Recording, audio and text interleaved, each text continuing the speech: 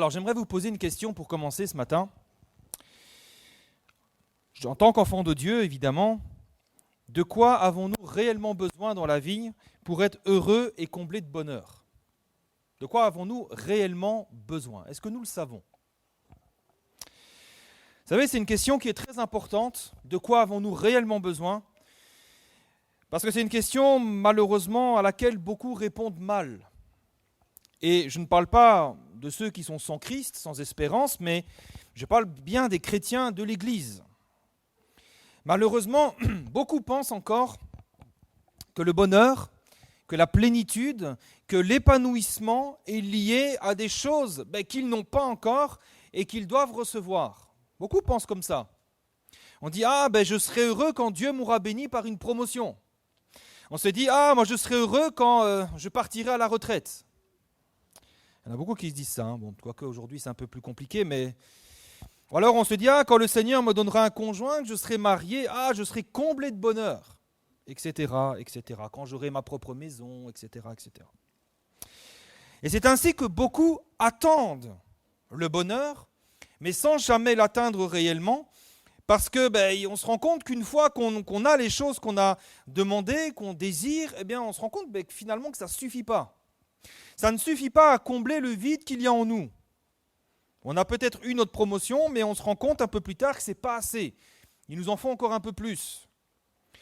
Ou alors ceux qui sont à la retraite déchantent parfois quand ils réalisent qu'en fait ils s'ennuient. Oui, des fois ça arrive.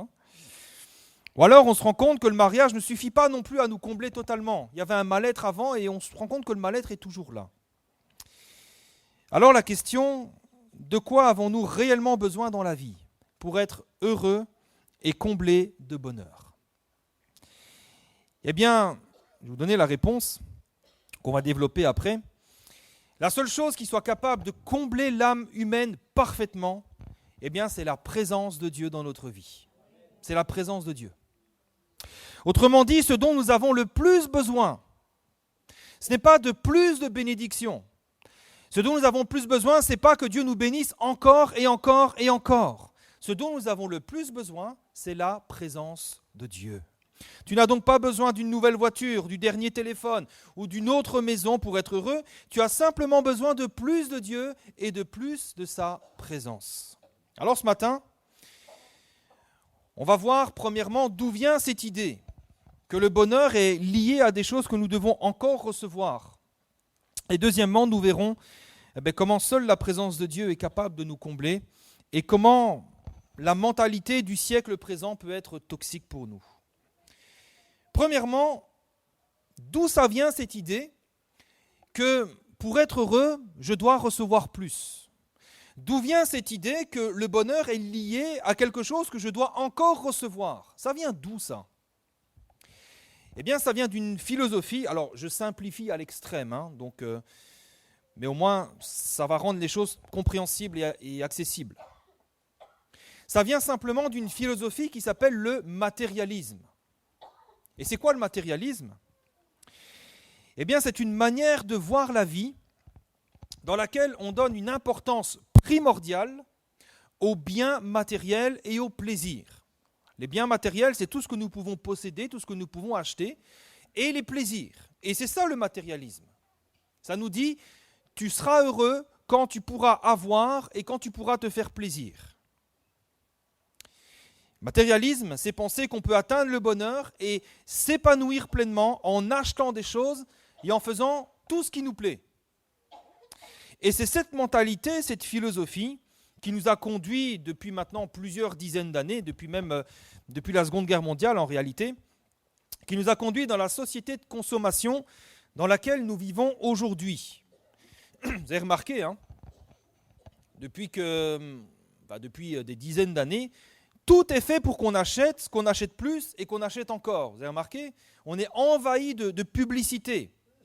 Il y a des offres de crédit ou de paiement en plusieurs fois sans frais. Et on l'affiche haut et fort, payez en 10 fois sans frais. Achetez aujourd'hui, payez demain. Tout est fait pour acheter, acheter, acheter. Il y a une abondance de produits et de marques. Vous allez dans les magasins, vous avez des rayons entiers avec des centaines de marques différentes. Il y a une abondance de produits, de marques. Il y a des grandes surfaces qui sont omniprésentes. Rien qu'à Saint-Pierre, je ne sais pas combien de supermarchés il y a, mais il y en a quelques-uns quand même. Hein. Et ça fait des dizaines et des dizaines d'années que notre société s'est construite sur ce modèle de consommation, en nous faisant croire que ce qui est important, c'est que nous puissions acheter des choses, hein, le fameux pouvoir d'achat. Acheter, acheter, continuer d'acheter toujours, parce que c'est là que nous trouverons le bonheur. Maintenant, vous savez, quand on aborde ce genre de questions, il faut toujours être équilibré. Et il faut reconnaître que ce n'est pas entièrement faux non plus. Il faut le reconnaître. Hein. Se faire plaisir, ça fait du bien quand même. Vous êtes d'accord avec moi, hein? Une journée de shopping où on s'achète des beaux vêtements, ça fait du bien. Hein. Une bonne journée de solde, quand on a eu la paye, c'est chouette quand même. Hein. Pouvoir s'acheter des choses qui nous font plaisir et dont on a envie, ça fait du bien. Hein. Quand je m'achète des petites pédales là pour faire tous ces sons, je suis content, c'est chouette. Et qui n'aime pas recevoir des beaux cadeaux? Tout ça, c'est vrai, on le reconnaît, ça apporte quand même une certaine part de bonheur, de joie. Mais si c'est vrai, toutes ces choses-là ont aussi une limite. Il y a une limite.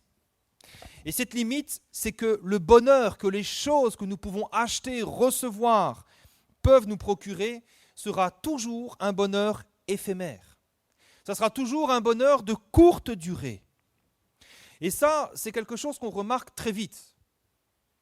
Vous savez, il y a une chose qui m'a toujours marqué, qui m'a toujours frappé, quand on arrive à la période de Noël et que vous offrez des cadeaux aux enfants. Les enfants sont là, vous leur offrez un grand paquet comme ça, ils sont contents, ils sont heureux, quand ils ouvrent le paquet, ils sont les enfants les plus heureux de la terre, quand ils voient leurs jouets, ils crient partout, ils sautent de joie partout. Et puis parfois, allez, 1 heure plus tard, il ne fait même plus un compte avec. Vous avez remarqué? Il se lasse très vite. Et vous dites, et pourtant les parents ont mis du budget. Hein. Des fois, ils achètent des petites voitures électriques et tout ça. Ça, c'est des choses que j'ai déjà vues, des petites voitures électriques. Vous dites, mais c'est gaillard quand même, ça coûte une petite monnaie. Et l'enfant, il est, il monte dessus et après, il laisse ça tomber et il joue avec le carton. Il se lasse. C'est frustrant pour les parents des fois. Hein.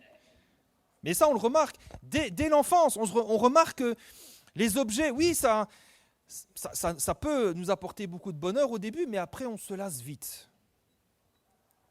Et puis, c'est ce qu'on remarque aussi à l'âge adulte. Il y a des hommes, des femmes qui ont tout réussi, qui possèdent tout ce qu'un homme peut rêver d'avoir, mais pourtant, ils restent malheureux. Vous avez remarqué ça, des fois? Vous savez, il y a quelques années, j'ai vu un film, le film Rocketman. Je ne sais pas s'il y en a qui l'ont vu dans la salle. Rocketman, ça vous dit quelque chose ou pas? Un petit peu, hein.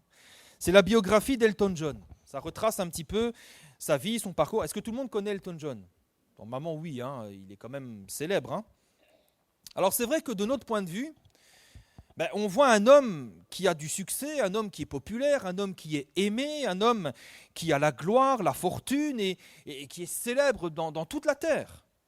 Et pourtant, dans ce film, dans sa biographie, on nous montre un homme qui, malgré tout ce qu'il possède, malgré la gloire, malgré la fortune, malgré la richesse, il est malheureux et victime d'un très profond mal-être.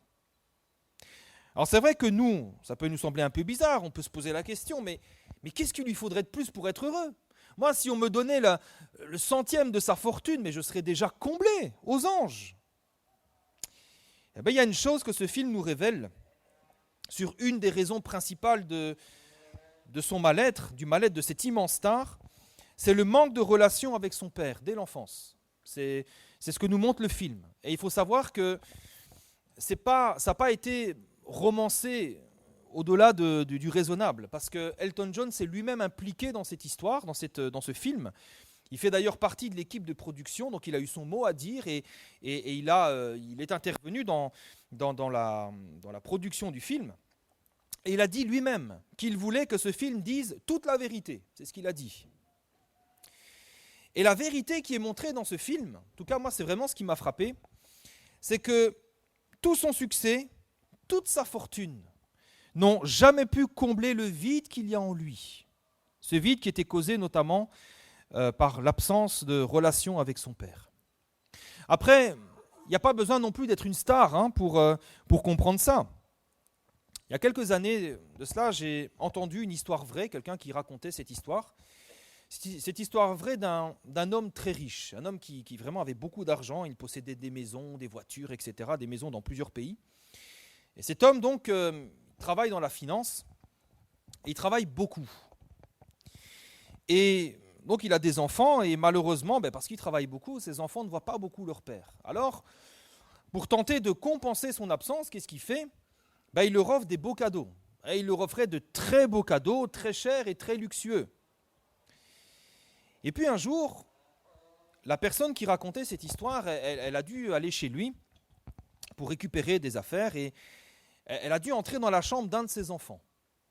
Et là, elle a expliqué, moi j'écoutais, elle a expliqué qu'elle avait vu des choses terribles, notamment des dessins très sombres, très, très lugubres, très glauques, qui en tout cas montraient non pas un enfant heureux et épanoui, mais plutôt un enfant malheureux et en grande souffrance. Et pourtant, on peut se dire, mais il possédait plus de jouets, il recevait plus de cadeaux que la plupart des enfants de son âge. Mais visiblement, ça ne suffisait pas à combler le vide créé par l'absence de son père. Et toutes ces choses, et bien d'autres encore, m'ont amené à réfléchir et à comprendre quelque chose de très important, c'est que la seule chose qui soit vraiment capable de combler l'âme humaine, de la satisfaire totalement, de la nourrir totalement, ce n'est pas dans des choses que nous devons encore recevoir, c'est uniquement la présence de Dieu dans notre vie. C'est uniquement ça. Et j'insiste là-dessus, parce que c'est important. Ce dont nous avons réellement besoin, c'est la présence de Dieu. Ce n'est pas sa bénédiction, c'est sa présence. Parce que même si le Seigneur nous comblerait de toutes les bénédictions de la terre, ça ne remplacera jamais l'effet de sa présence dans notre vie. Moi, j'ai remarqué parfois, il y a des chrétiens qui sont richement bénis par le Seigneur. Vous voyez leur vie, ils ont été bénis. Dans leur travail, dans leur vie familiale, dans leur santé, ils sont bénis. Mais ils sont toujours malheureux. Pourquoi ? Peut-être parce qu'ils n'ont pas compris que la seule chose qui pouvait rassasier leur âme, ce n'est pas les bénédictions de Dieu, mais c'est plutôt le Dieu de la bénédiction, sa présence dans leur vie. Et malheureusement, beaucoup passent à côté. Beaucoup passent à côté. On passe son temps à chercher les bénédictions du Seigneur. Seigneur, bénis-moi, bénis-moi, bénis-moi, secours-moi, fais ceci, fais cela. Alors que la seule chose dont on a réellement besoin, c'est sa présence. La Bible nous dit dans Romains chapitre 12, verset 2, parce qu'on va quand même lire un peu la Bible, on va lire ensemble Romains chapitre 12, verset 2.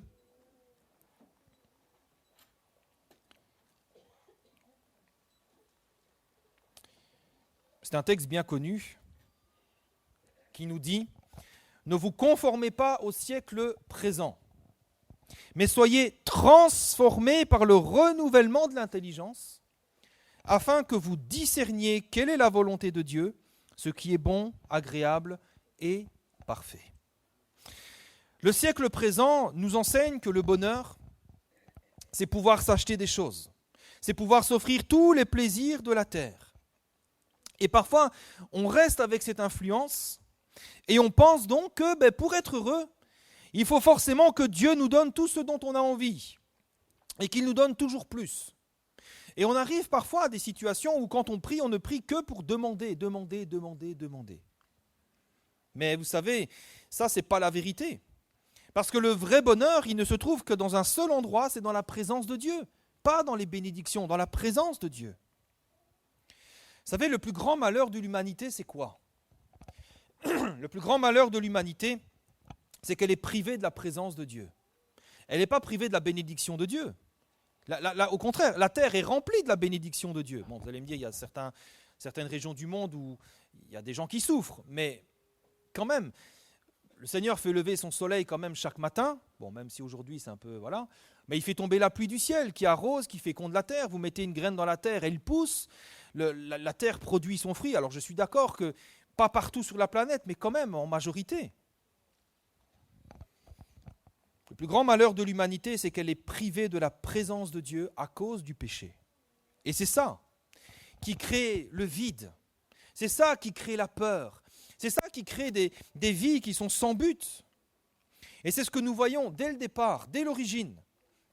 Quand Adam et Ève ont désobéi à Dieu, le péché a eu pour effet de couper leur relation avec Dieu. Et qu'est-ce qui s'est passé? Dans Genèse 3,8, ils entendirent la voix de l'Éternel qui parcourait le jardin, et l'homme et la femme, écoutez bien, ils se cachèrent loin de la face de l'Éternel, au milieu des arbres du jardin. Ils entendent la voix de Dieu, cette voix qu'ils avaient l'habitude d'entendre, et ils ont peur, ils se cachent, ils fuient. Et l'Éternel Dieu, il appelle l'homme et il lui dit, mais où es-tu? Et avant cela, Adam et Ève avaient une relation parfaite avec Dieu, une relation parfaitement épanouissante. Et voilà maintenant, ils se cachent. Pourquoi? Eh bien, Adam va dire, Seigneur, j'ai entendu ta voix dans le jardin et j'ai eu peur. J'ai eu peur. Pourquoi les hommes ont peur? Pourquoi il y a ce vide? Pourquoi il y a toute cette détresse? Pourquoi les gens ne sont pas en paix? Parce qu'il n'y a pas de relation avec le Créateur. À partir du moment où, à cause du péché, la relation avec Dieu a été brisée, l'humanité s'est privée de la présence de son Créateur. Et là, tout est parti en cacahuète. Il y a eu un vide qui s'est installé dans le cœur des hommes. Il y a eu la peur, il y a eu toutes sortes de choses, la jalousie, etc. Et c'est ça le plus grand malheur de l'humanité. C'est pas le manque de pouvoir d'achat. Hein. Le plus grand malheur de l'humanité, c'est le manque de la présence de Dieu dans notre vie. Vous connaissez certainement cette citation célèbre de Blaise Pascal qui a dit qu'il y a dans le cœur de l'homme un vide en forme de Dieu. Et c'est très juste. Cet homme a vu juste, parce que c'est vrai, ça illustre bien le plus grand problème et le plus grand besoin des hommes. Il y a un vide en forme de Dieu, un vide qu'aucune bénédiction peut combler. Seule la présence de Dieu est capable de combler ce vide. Et c'est quelque chose que nous, en particulier l'Église, nous devons bien comprendre et bien saisir. Les bénédictions et les biens du Seigneur ne suffiront jamais à combler notre âme. Alors tu vas prier, tu vas demander au Seigneur qu'il te bénisse, qu'il te donne. Le Seigneur va le faire. Il est écrit « Demandez, vous recevrez » et le Seigneur va le faire. Mais on se rendra vite compte que ça ne suffit pas. Ça ne suffira jamais. Parce que seule sa présence, seule cette communion avec lui peut nous rassasier, nous satisfaire et nous apaiser totalement. Et c'est la raison pour laquelle nous ne devons pas nous conformer au siècle présent, en s'imaginant que plus Dieu me bénira, plus je serai heureux. Parce que la vérité, c'est plutôt que plus je me rapprocherai de Dieu, et plus mon âme sera comblée. Plus j'aurai sa présence dans ma vie, et plus mon âme sera satisfaite et apaisée.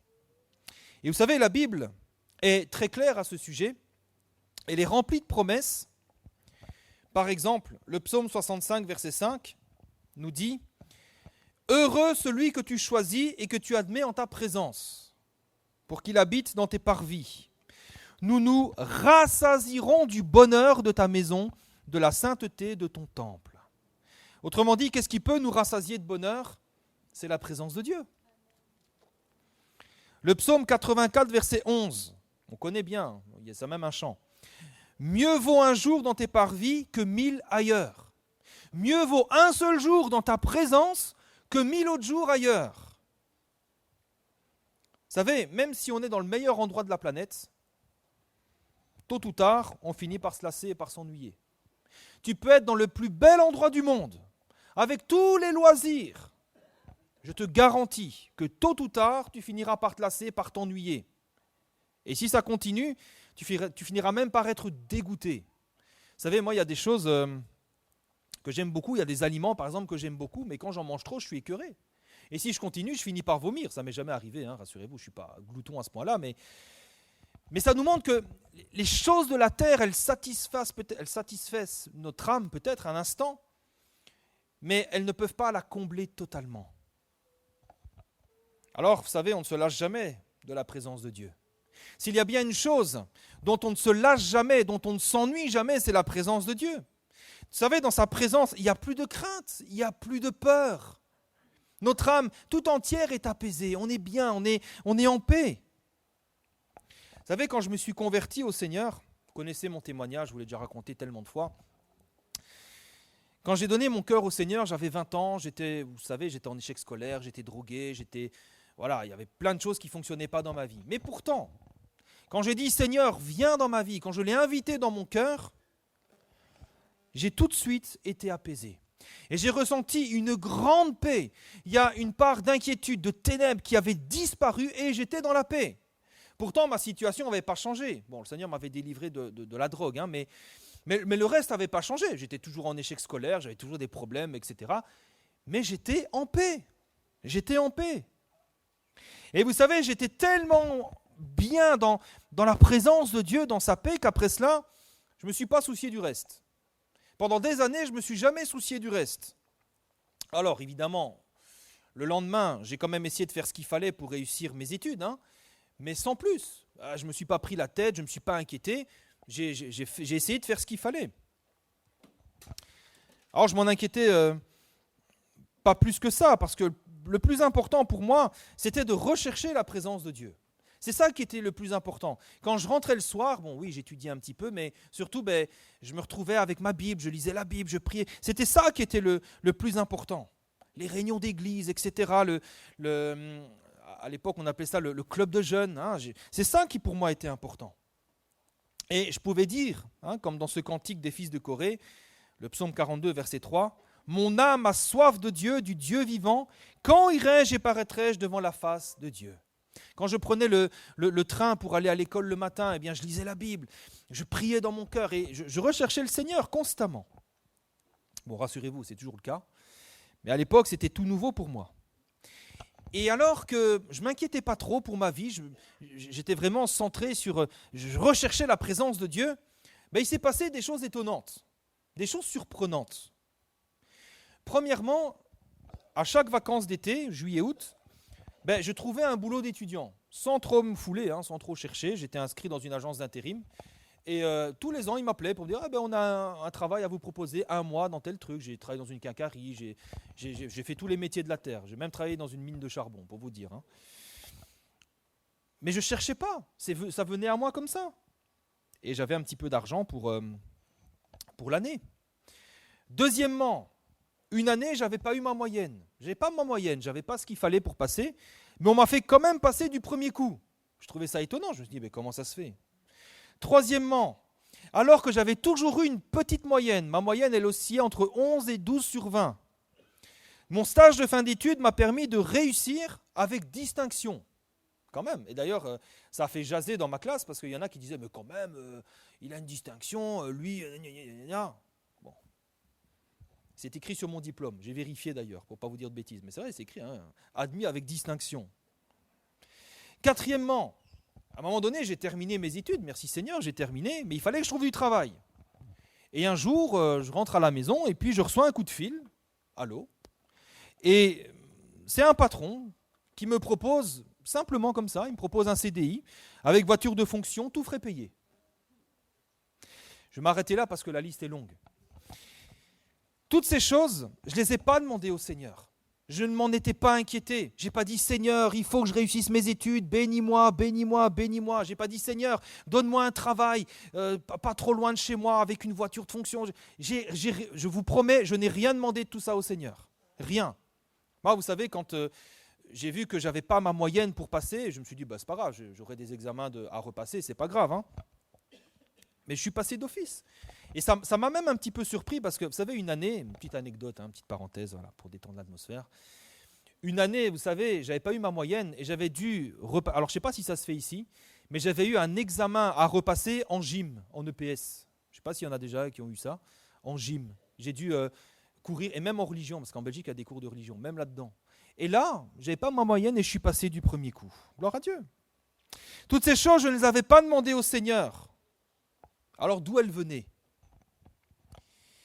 Eh bien, dans Matthieu chapitre 6, verset 33, il est écrit « Cherchez premièrement le royaume et la justice de Dieu, et toutes ces choses vous seront données par-dessus. » Un autre texte, le psaume 37, verset 4, nous dit « Fais de l'Éternel tes délices, et il te donnera ce que ton cœur désire. » Autrement dit, Dieu bénit automatiquement ceux et celles qui le cherchent. Et c'est entre autres la raison pour laquelle il faut arrêter de courir après les bénédictions et les bénédictions en croyant que c'est ce qui va nous combler. Cherchons plutôt la face de Dieu. Non seulement sa présence va combler notre âme, mais le Seigneur nous comblera aussi avec toutes les autres choses de la terre dont nous avons besoin. Le Seigneur sait ce dont nous avons besoin et il pourvoit. Il est écrit dans le psaume 34, verset 11. Les lionceaux éprouvent la disette et la faim, mais écoutez bien, ceux qui cherchent l'Éternel ne sont privés d'aucun bien. Amen. Si nous voulons que Dieu nous comble dans notre vie, on n'a pas besoin de demander, cherchez le Seigneur et il vous comblera. C'est aussi ce que le roi David a dit. Le psaume 23, il a dit, l'Éternel est mon berger, je ne manquerai de rien. Il n'a pas dit, je suis le roi d'Israël, alors je ne manquerai de rien. Il n'a pas dit, j'ai 8000 coffres remplis d'or, je ne manquerai de rien. Il n'a pas dit non plus, je demande à Dieu, je ne manquerai de rien. Il a juste dit que parce que l'Éternel est son berger, il ne manquera de rien. David savait que c'est dans la présence de son Dieu que tous ses besoins seront satisfaits. S'il est dans la présence de Dieu, s'il est avec son berger, ça suffit, ça suffira. Et il dira ensuite, il me conduit dans les verts pâturages et vers les eaux paisibles. Et c'est exactement la même chose pour nous. C'est seulement auprès de Dieu que se trouve tout ce dont nous avons besoin. Maintenant, je vous parlais du matérialisme. Alors, c'était pour expliquer le monde dans lequel nous vivons aujourd'hui, mais aussi parce qu'il y a un piège pour les enfants de Dieu. Ce piège, c'est de croire que nous avons raison de nous inquiéter du lendemain, de quoi nous serons vêtus, ce que nous mangerons, etc., etc. Et cette inquiétude du lendemain, elle peut paraître tout à fait légitime. On peut dire, mais tu as raison de t'inquiéter de tes études, tu as raison de t'inquiéter de tes finances, tu as raison de t'inquiéter de tout ça. Mais en réalité, la vérité, c'est que ces choses sont toxiques. Parce qu'elles vont avoir pour effet, en tout cas sur les enfants de Dieu, elles vont avoir pour effet de nous isoler loin de Dieu, loin de sa présence. C'est ça le problème. On se dit, mais comment je vais faire pour payer les études des enfants ? Comment je vais faire pour changer de voiture ? Je n'ai pas d'argent, comment est-ce que je vais faire ?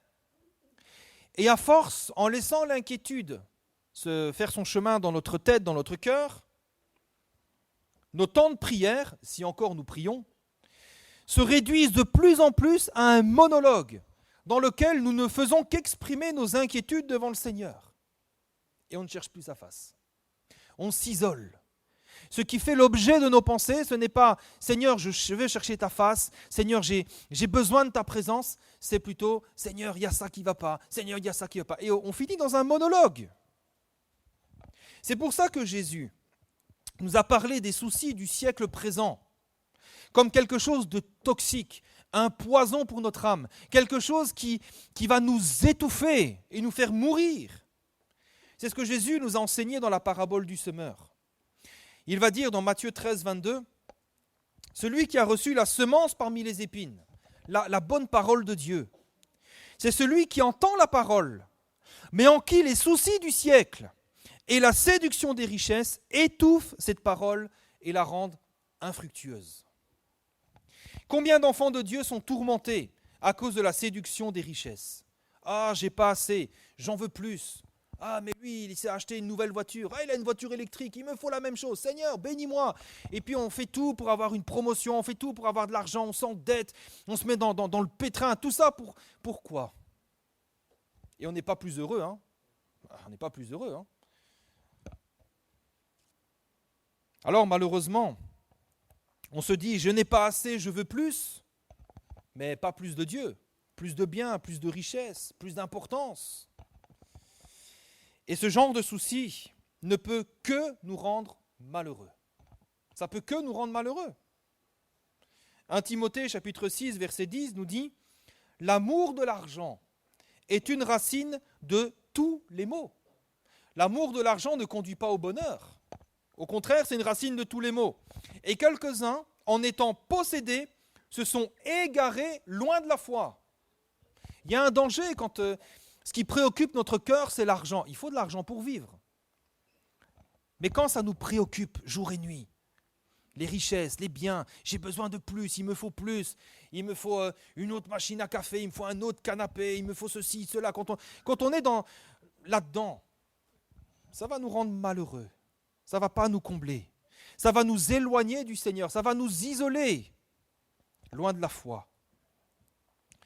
C'est pourquoi, frères et sœurs, parfois, et même pas parfois, souvent, nous devons nous couper du monde un instant. Ce monde, le train de ce monde, le tumulte des nations, nous devons nous couper de ça, nous isoler de ça pour rechercher la face du Seigneur et retrouver la vraie joie, la vraie paix et le vrai bonheur, les vraies valeurs. Sinon, qu'est-ce qui va se passer? Eh bien, les soucis du monde vont finir par nous envahir et notre âme va finir par suffoquer à cause de l'angoisse, de l'inquiétude, de l'anxiété, du stress et toutes les conséquences qui vont avec. Alors parfois, dernier point, ce qui peut nous décourager en tant qu'enfants de Dieu, c'est qu'on se dit que c'est difficile de chercher la face du Seigneur. On ne sait pas comment faire. On ne sait pas.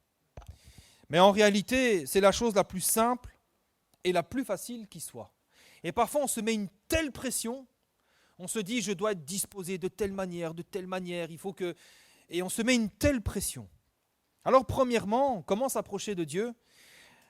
La première chose, à chaque fois que nous voulons nous approcher de Dieu, nous devons réaliser que ce qui nous permet de nous approcher de lui, ce n'est pas nos efforts, c'est uniquement ce que Jésus a accompli à la croix.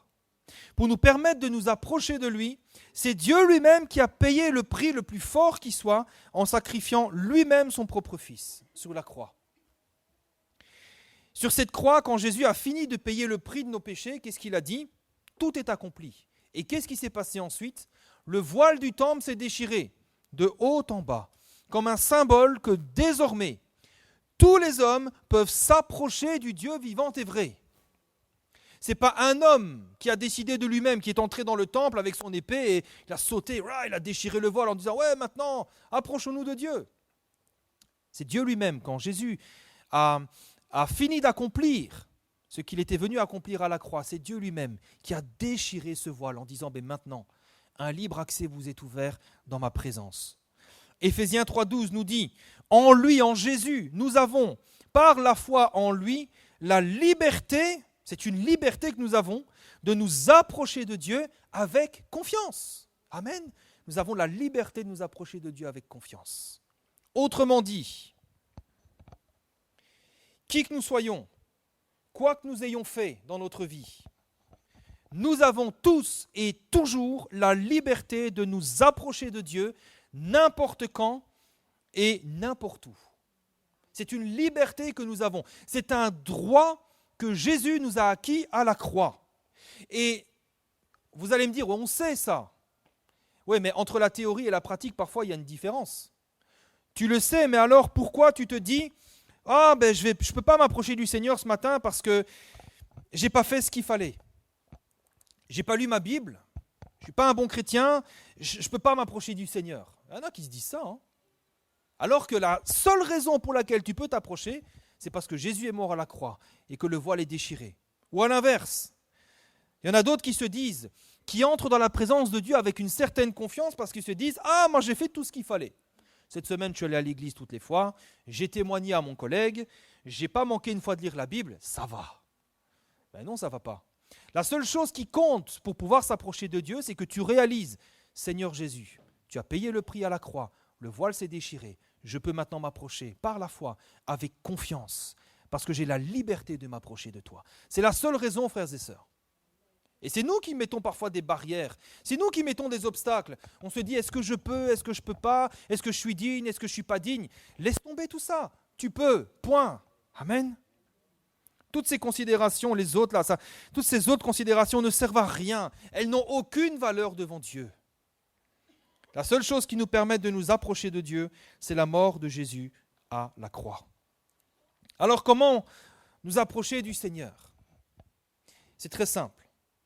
Nous approcher du Seigneur, pour nous approcher de Dieu, il suffit de mettre du temps à part pour lui et le chercher de tout notre cœur. C'est simple. Il faut mettre du temps à part et le chercher de tout notre cœur. Matthieu chapitre 6, verset 6. Jésus va dire, « Quand tu pries, entre dans ta chambre et ferme ta porte, et prie ton Père, qui est là dans le lieu secret. » Vous voyez, il y a cette notion de mise à part, de secret, d'un temps à part pour Dieu. Et la Bible nous dit, ton Père qui voit dans le secret te le rendra. C'est merveilleux de voir que quand on met du temps à part, Dieu nous le rendra toujours. Ce qui compte réellement, c'est quoi ? C'est de sanctifier du temps, c'est de consacrer du temps au Seigneur. Que ce soit pour méditer la Bible, que ce soit pour prier, que ce soit pour jeûner, que ce soit pour le louer. Ce qui compte, c'est de mettre du temps à part et dans ce temps, le faire de tout notre cœur. Ça peut être 5 minutes, ça peut être un quart d'heure, ça peut être 1 heure, ça peut être une journée entière. Parfois, on se dit, mais j'ai prié que 10 minutes, c'est pas assez. Je peux te dire que si tu as prié 10 minutes, si ces 10 minutes-là, c'est un temps que tu as mis à part pour Dieu, dans le secret, tu as prié de tout ton cœur, ça a plus d'effet que quelqu'un qui a prié 8 ans, mais avec un cœur partagé. Ce qui compte avec Dieu, ce n'est pas ces notions de temps, de performance, c'est la sincérité de notre cœur. C'est ça qui compte. C'est en mettant du temps à part pour lui que nous venons à sa rencontre. C'est comme ça que nous devons nous approcher de lui. Seigneur, je mets du temps à part pour toi. Et c'est là que le Seigneur nous visitera, qu'il nous inondera de son amour et de ses bienfaits. Si on le fait avec légèreté, vous savez, c'est ce que le Seigneur un jour a reproché au peuple d'Israël. Il dit, ce peuple me loue et m'honore du bout des lèvres et son cœur est éloigné de moi. Et parfois on fait ça, on lit la Bible et on le fait un peu par devoir. On fait parce qu'il faut le faire, quoi. Et puis on prie parce qu'on se dit, si je ne prie pas, il va m'arriver un malheur. C'est de la superstition, là, c'est plus la foi, c'est la superstition. C'est la même chose, vous dites, je touche du bois. Là, oui, je prie, sinon il va m'arriver malheur. C'est de la superstition, frères et sœurs. C'est la vérité. Et ce n'est pas comme ça qu'on s'approche de Dieu. Ce n'est pas comme ça que Dieu prend plaisir. Prenez du plaisir, vous, quand vous parlez à votre enfant, vous voulez avoir du temps avec votre enfant et puis qu'il vous écoute d'une oreille. Ou bien, imaginez, vous me parlez et puis je suis là comme ça. Ouais, ok. Vous allez vous sentir comment ? Avec Dieu, c'est pareil. Mettons du temps à part pour Dieu. Un temps de qualité, un temps spécial pour Dieu.